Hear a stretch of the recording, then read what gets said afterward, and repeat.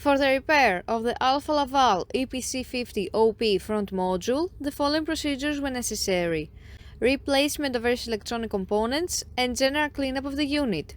For testing, we add a 24-volt DC power supply. As soon as we turn it on, the unit reacts and the screen lights up.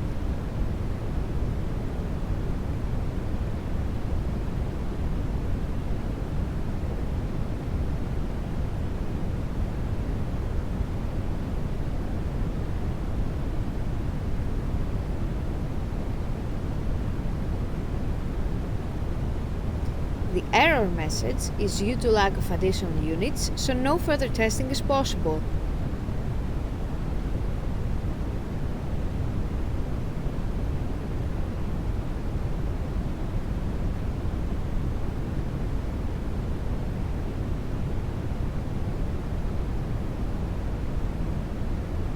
It is now clear that the front module is working successfully and is ready to be delivered to the customer.